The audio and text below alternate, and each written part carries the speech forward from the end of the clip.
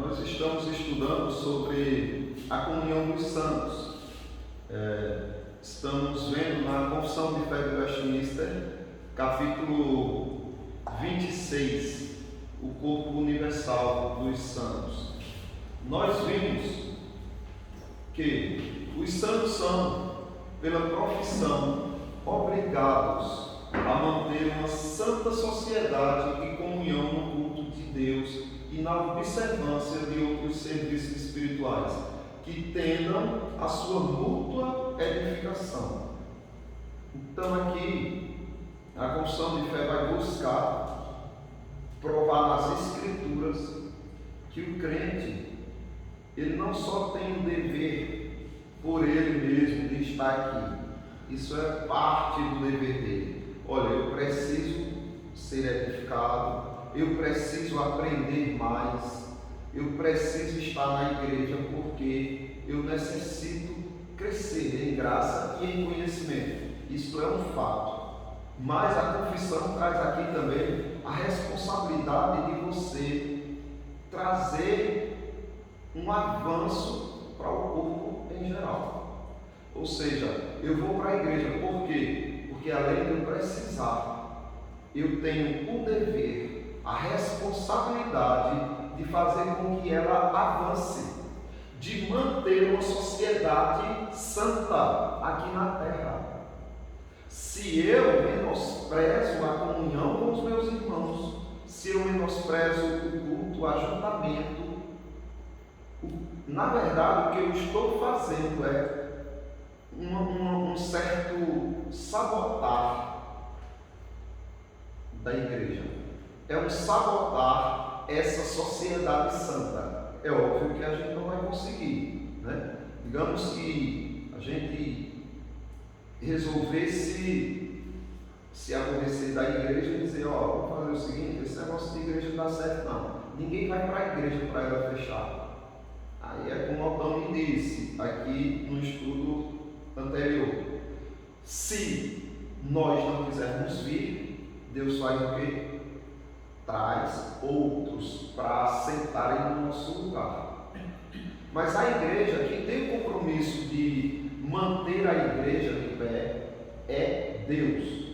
Só que Ele nos chama a responsabilidade, segundo a confissão de fé de Westminster, para que a gente assuma esse posto de dizer o seguinte: a igreja jamais estará vazia. Como é que você tem condição de dizer isso?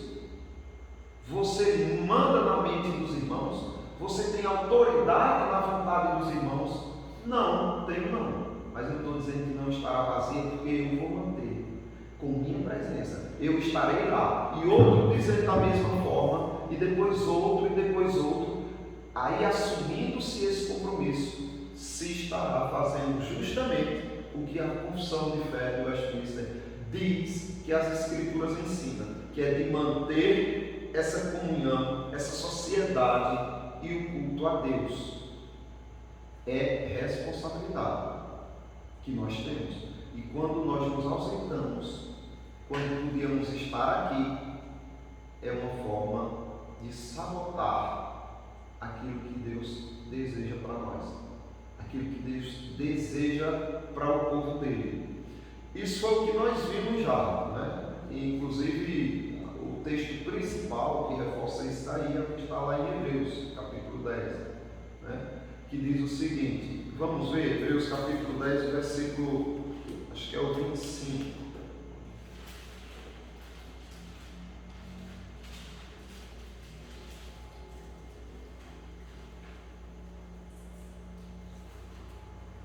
É isso mesmo. Só que o 24, ele já dá uma advertência anterior.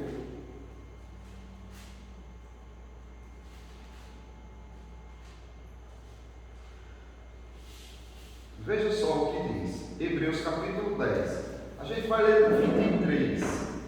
Por quê? Aqui está dizendo assim, olha, os santos são, pela sua profissão, pelo que eles declaram que creem, obrigados, eles têm obrigação a manter a santa sociedade. Então, nesse texto que nós vamos ler, fala da profissão fé, fala de manter essa santa sociedade e esse culto a Deus, e fala também da responsabilidade que se tem em estimular outros irmãos a estarem nessa comunhão. Observe o que diz, do 23: guardemos firme a confissão da esperança, sem vacilar, pois quem fez a promessa é fiel. Então ele começa falando aqui da confissão, da profissão de fé que nós fazemos. Olha, você não confessou Jesus Cristo? Você não declarou com sua própria boca, não saiu dos seus lábios o dizer que seguiria a Cristo? Que ia observar os mandamentos dele, aquilo que ele te ordena? E por que você não está indo para a igreja? Porque acho que tanto faz. Aí ele continua: guardemos firmes a confissão. Não, aí ele vem para o 24: consideremos-nos também uns aos outros, para nos estimularmos ao amor e às boas obras. Então, o que é que ele está dizendo aqui? Ele está dizendo: olha, não basta só você ser fiel à confissão que fez, no sentido de você assumir responsabilidades com as coisas que Deus te confiou. É preciso você assumir responsabilidades também com as pessoas que Deus te confiou. Você precisa considerar os seus irmãos. Ter consideração pelos irmãos seria o quê?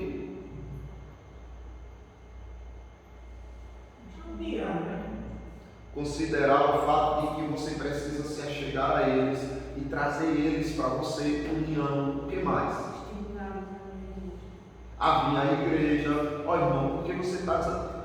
Quando você faz isso, às vezes o irmão se irrita com você. Mas, na verdade, o que você está fazendo é demonstrando que você tem consideração por ele. Quando ele se aborrece porque você cobra muito, o que ele está fazendo, na verdade, é se aborrecendo com a consideração que você tem por ele. Então veja que loucura, né? Quando você vai admitir uma pessoa, quando você vai corrigir uma pessoa, você está fazendo isso pelo amor que você tem a essa pessoa, pela consideração que você tem a essa pessoa. Essa pessoa passa a te odiar. Por que você tem consideração por ela? Era para ela te amar, mas geralmente é assim que acontece. Aí ele diz assim: para nos estimularmos ao amor e às boas obras. Aí vem o texto do valor de congregar. Não deixemos de congregar-nos, como é costume de alguns. Antes, façamos as demonstrações, e tanto mais quando vedes que o dia se aproxima. Então, olha, você tem a obrigação, o dever de manter essa santa sociedade e esse culto a Deus. Você tem o dever de congregar, mas não para por aí.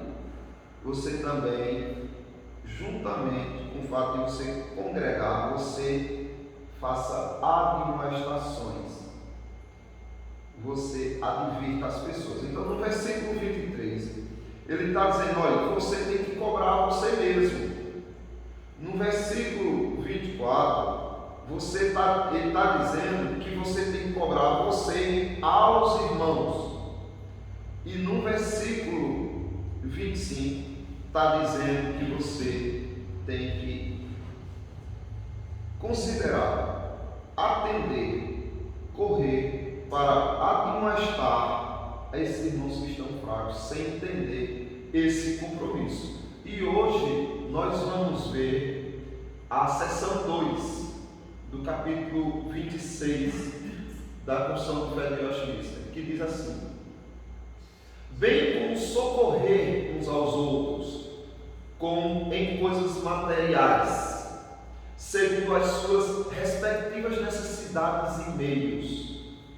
Esta comunhão, conforme Deus oferecer a ocasião, deve estender-se a todos aqueles que em qualquer lugar invocam o nome do Senhor Jesus. Irmãos, Aqui você observa uma responsabilidade que vai além do falar, vai além do se preocupar em corrigir, em admoestar, em estimular. Aqui você entra agora para uma questão de ação. Não é só a teoria, não é só a fala. Agora você vai tirar do que você tem, do que você possui para dar ao outro. Isso é complicado, não é? Digamos que você passou anos para construir a sua estabilidade financeira. E de repente, irmãos da igreja estão passando necessidades e você pensa, nossa, eu vou voltar a sentir alguns apertos financeiros se eu for socorrer esses irmãos. É ou não é?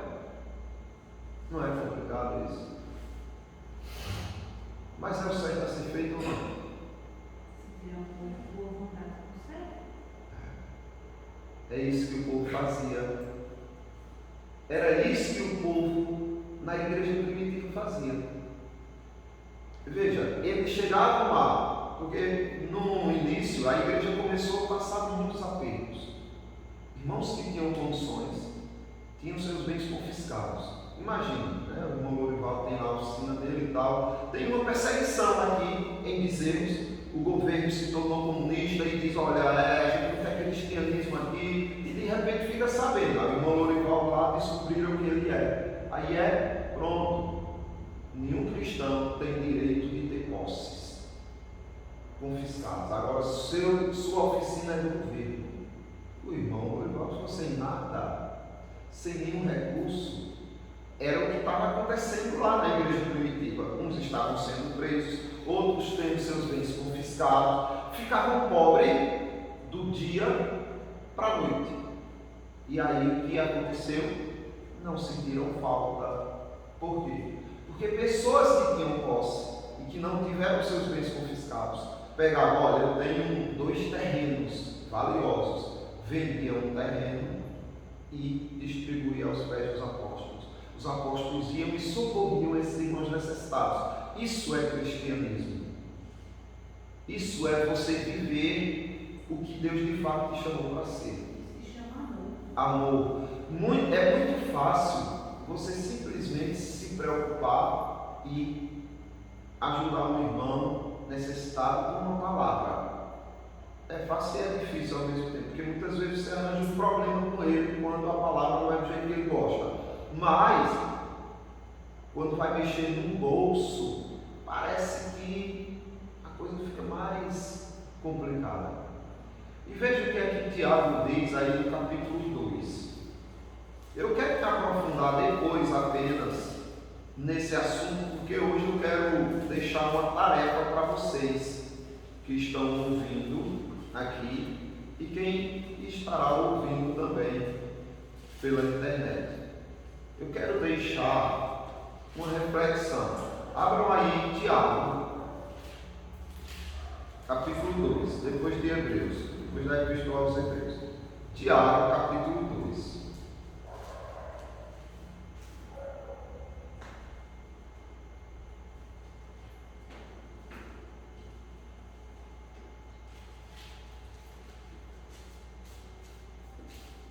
Vamos ler o versículo 14.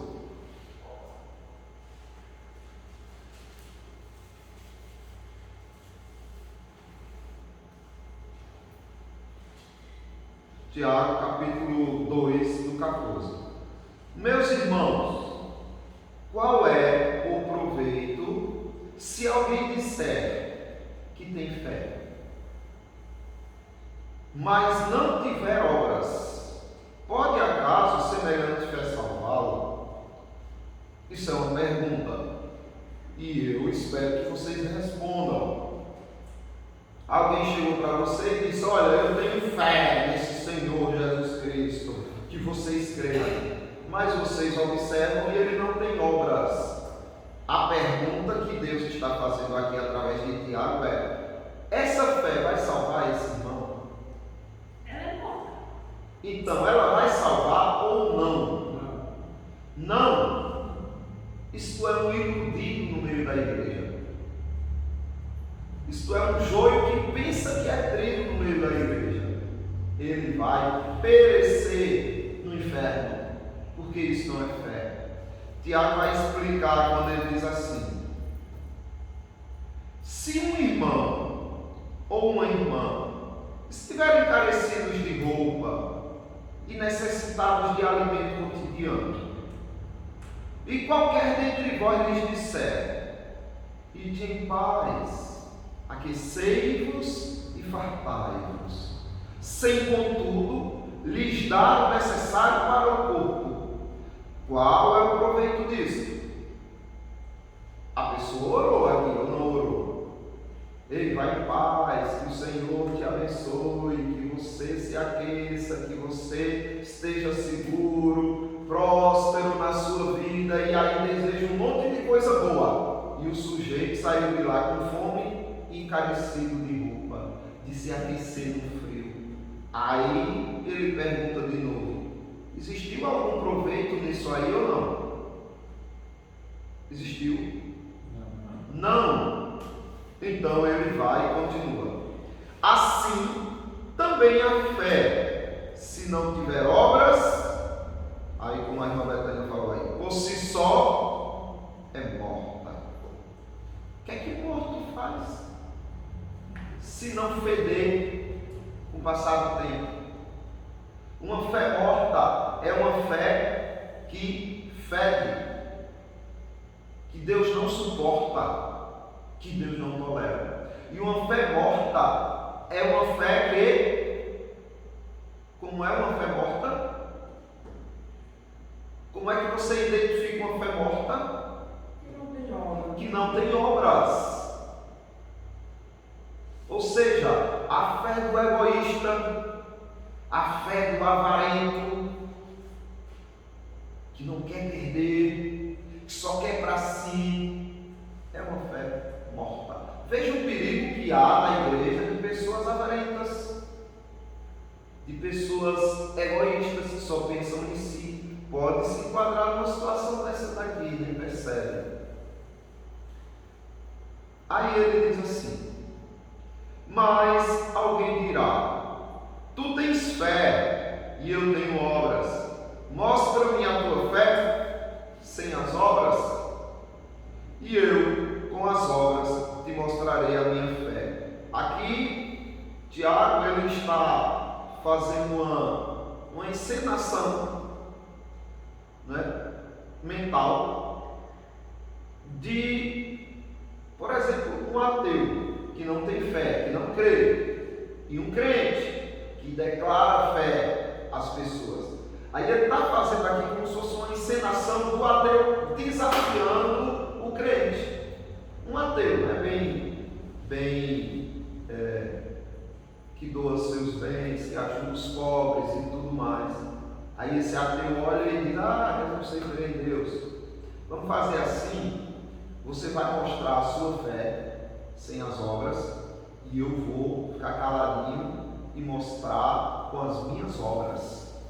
O mundo vai ver aquilo e vai julgar como? Quem é o que tem fé ali? Acha que o ateu tem fé. É exatamente o que acontece com os espíritos. Justamente. Aí é onde entra a ironia. O ateu não tem fé, mas pelas obras envergonhou o que diz que tem. Veja, é grave, não é isso? A gente tem que assumir nosso posto. Nós temos que assumir quem somos. Só que eu quero trazer um problema aqui e deixar que vocês reflitam nisso e tragam a solução na próxima semana. Mas primeiro vamos terminar o texto. Crês tu que Deus é um só? Aí, né?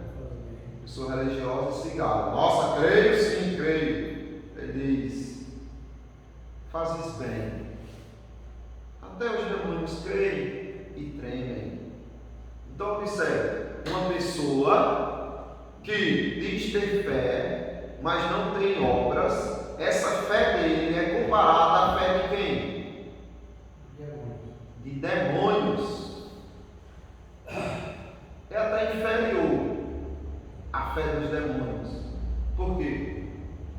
Porque essa pessoa vive como quer e não tem temor de Deus. E os demônios?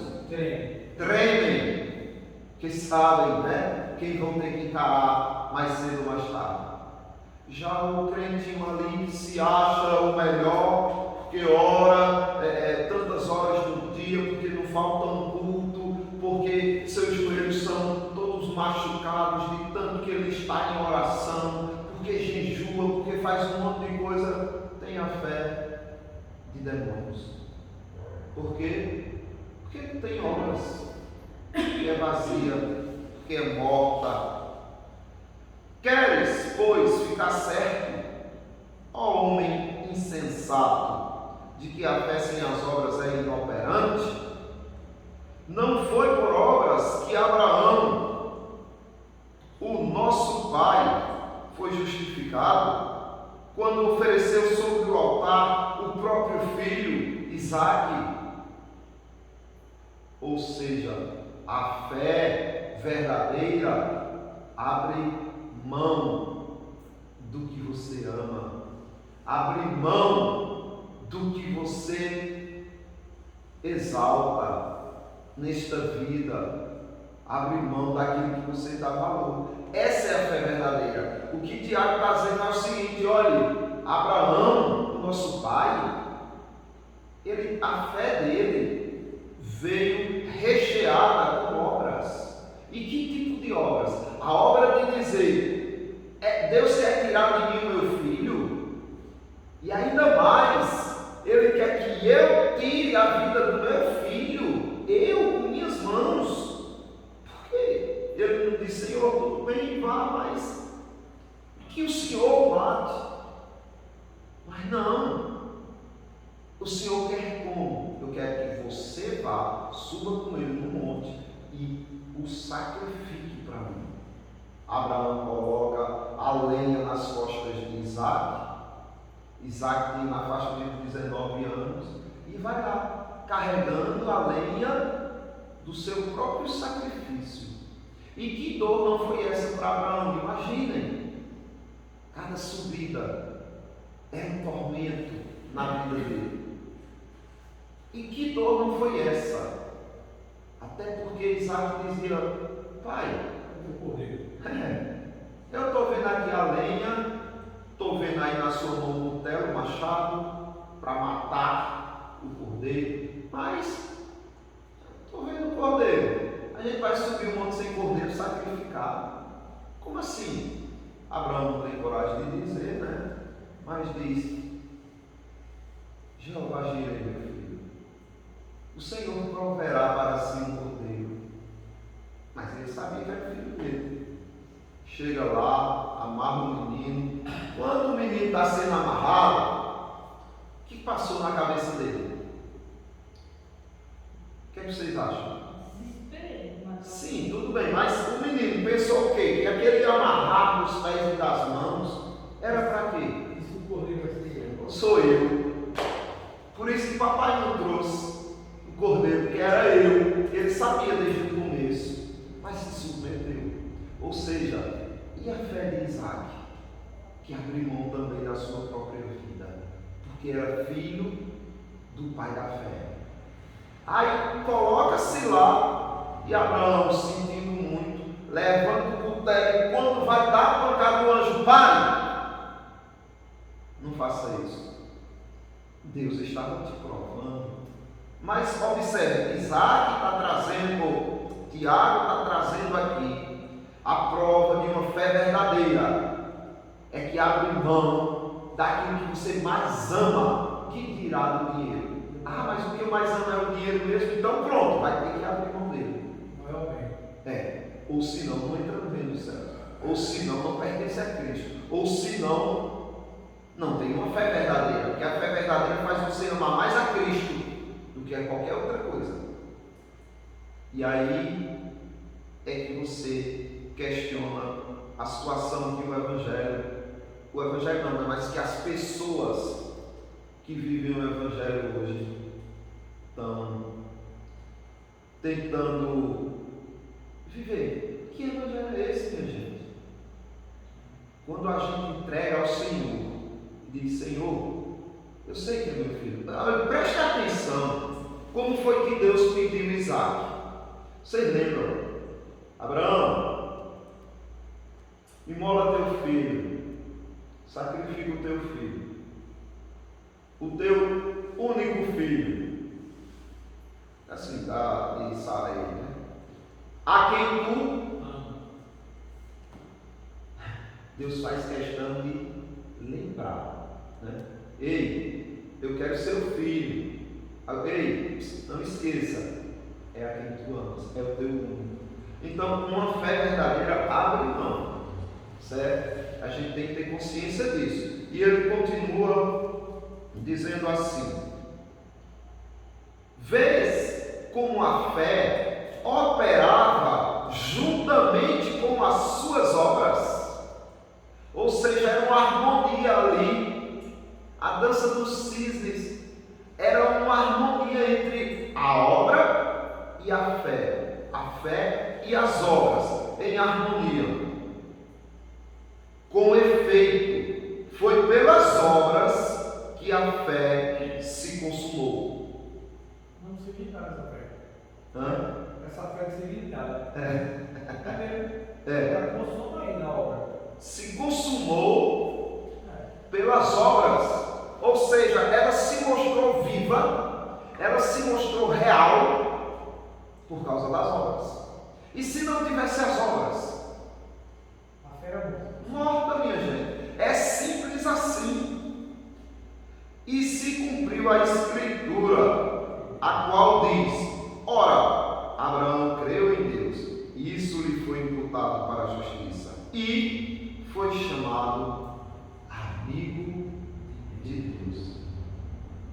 Verificais que uma pessoa é justificada por obras e não por fé somente.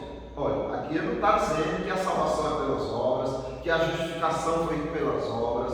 O que ele está dizendo é o seguinte: você não pode excluir as obras do ato da salvação de Deus. Porque é pela fé? É. Mas a questão é a seguinte: que tipo de fé? É aquela fé que é vazia, sem obras? Ou é aquela que é recheada de obras? É a que tem obras. O que ele está dizendo é o seguinte: não pode ser uma fé sem obras apenas. De igual modo, não foi também justificada por obras a meretriz Raabe, quando acolheu os emissários e os fez partir por outro caminho? Agora ele coloca uma situação que aparentemente é mais simples do que as obras de Abraão, realmente é. Mas qual foi as obras de Raabe aqui? Ela abriu mão de quê? Porque uma fé com obras é uma fé que abre mão de algo que você ama. Ela abriu mão de quê? ela tinha, né? Ela obedeceu a Deus. Sim, mas vamos analisar direitinho. Qual foi o risco que ela correu? Bom, Como assim? ela foi protetora. Se ela fosse Se descoberta, ela fosse escolher os seus próprios. se ela fosse descoberta, era a morte dela e da família dela na certa. Então, o que Raabe fez aqui foi abrir mão da sua própria vida e da vida daqueles que ela ama. Aí, ela quando diz: olha, eles não estão aqui, foram por aquele outro caminho. E se os guardas dissessem: tudo bem, mas a gente vai fazer uma varredura aqui e encontrasse? Ela tinha ou não consciência de que isso podia acontecer? Mesmo assim, disse: eu não vou entregar, porque são de Deus. Eu morro, mas não entrego quem pertence a Deus. Percebem o que é fé? Fé é você abrir mão de sua vida, que dirá de um recurso financeiro para ajudar os irmãos. Porque assim como o corpo sem espírito é morto, assim também a fé sem obras é morta. Então, as obras é o que faz a fé visível aos olhos dos outros. A fé é que torna ela visível, e as obras, e verdadeira. A questão é, essas obras são tuas ou de Deus? Essas obras que você pratica, essas obras boas, elas vêm da tua capacidade ou da capacidade que Deus te dá? Da capacidade que Deus dá. Que Deus dá. Porque, minha gente, veja, só obras, é importante que você tenha consciência disso. Obras não é ajudar os pobres, obras não é sacrificar a sua família, obras não é você sacrificar a sua própria vida. Paulo disse isso. Paulo disse: olha, ainda que eu desse todos os meus bens aos pobres, não ia adiantar nada. Ainda que eu desse o meu corpo para ser queimado, não ia adiantar de nada. Por quê? Era necessário o quê? Além desses sacrifícios. Lembrou ou não? É a fé, mas ele usa uma palavra lá, o amor. Sem amor, eu nada serei. Não, se eu desse todos os meus bens aos pobres e não tivesse amor, não adiantava nada. Se eu desse meu corpo para ser queimado e não tivesse amor, não adiantava de nada. Aí entra uma questão: como é que eu dou tudo que eu tenho aos pobres e alguém pode dizer que eu não estava amando? É possível? É possível? O amor verdadeiro, pessoal, é aquele que é para Deus. Primeiro você ama a Deus e essa expressão se estende para as pessoas que necessitam. Aí você morre ou dá tudo que tem, porque você ama a Deus, porque você tem fé nele, e essa fé produz isso. Se um ateu ele quiser, porque não tem gente que vai para a guerra, sabe que vai morrer, mesmo assim vai, mas pensa assim: pelo menos meu nome vai ficar na história como um herói. Não é isso? Não é? Esse sacrifício que ele fez valeu a pena? De nada. Agora, se ele diz assim: eu vou para a guerra, porque esses inocentes não vão morrer na mão desses cruéis, não, porque eu quero glorificar o meu Deus com a minha vida ou com a minha morte, e sendo sincero isso, e aí valeu a pena ou não? Valeu, porque ele não estava amando o seu próprio status, ele estava amando a Deus. Já aquele que foi para a guerra pensando no seu ego, esse daí não amou, porque o amor verdadeiro é só aquele que é direcionado para Deus e depois se estende para os irmãos. Então, é importante entender isso. Então é pelas obras que a pessoa é salva. Está vendo? Eu tenho obras. Ei, faz sua bolinha.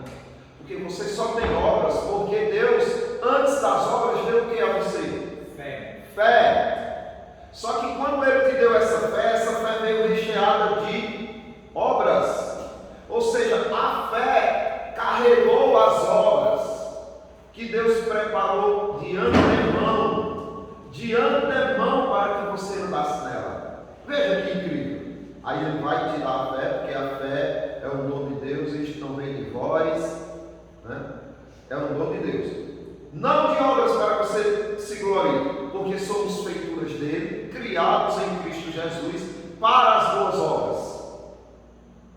A gente foi criado em Cristo Jesus quando recebeu a fé para as boas obras. Aí ele diz: as quais ele preparou de antemão para que você andasse nela. Irmãos, então não tem do que a gente se gabar, não. Quando você socorre alguém dizendo: Senhor, eu quero que o teu nome seja glorificado, eu faço isso porque te amo e porque esse amor que eu tenho por ti se estende para esse necessitado, Senhor, aí sim você está mostrando que tem fé. Agora é preciso guerrear contra o coração. A gente já passou da hora, eu quero deixar uma reflexão para vocês.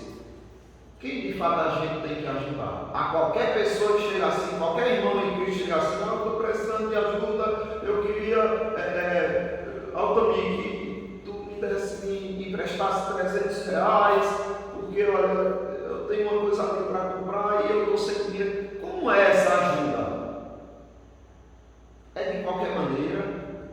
É para qualquer pessoa? Não. É para qualquer coisa? Então eu quero que vocês levem para casa isso, reflitam que no próximo estudo o nosso debate vai ser sobre isso. E nós vamos selecionar uns 2 irmãos ou irmãs para sentar aqui do lado, para a gente discutir sobre isso juntos aqui, com a intervenção dos que ficarem aí. Ok? Se for sorteado, então, irmãos,